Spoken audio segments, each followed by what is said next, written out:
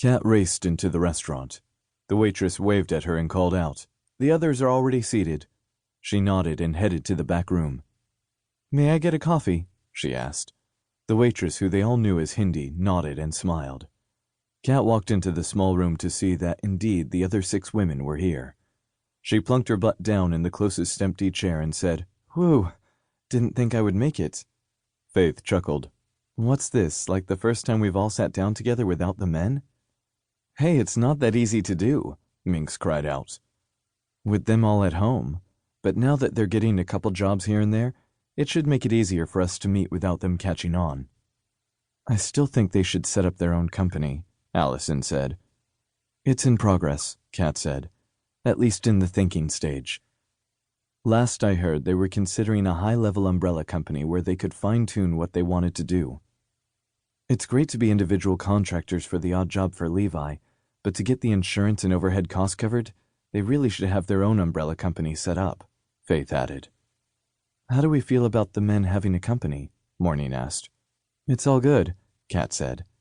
Honey turned to look at her and said, "I told the others." "Oh." Kat felt the heat rising up her cheeks. She glanced from one to the other. "It's a crazy idea, isn't it?" Minx grinned. "I already told you how I feel about it. I think it's great."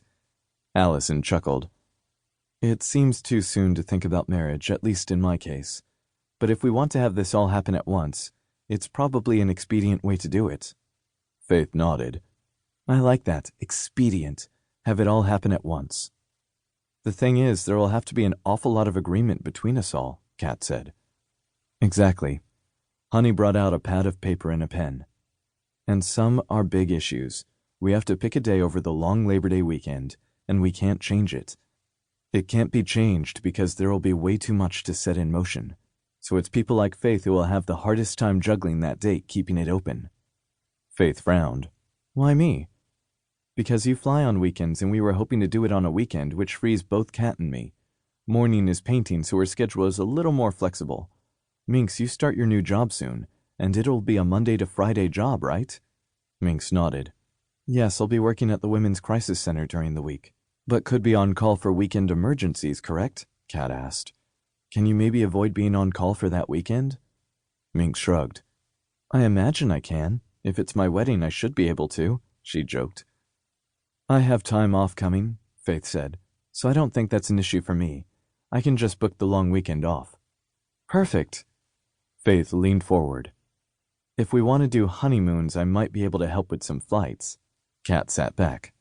"Honeymoons? I didn't even give a thought to that." The others chuckled. "Chances are we'll do those individually at a later date," Clary said. "What about Levi and Ice? Have they said anything more?" Honey asked. Kat shrugged. "I talked to her a couple days ago. She was coming up with a few ideas, and so is Levi. When they have something firmed up, they'll get back to us."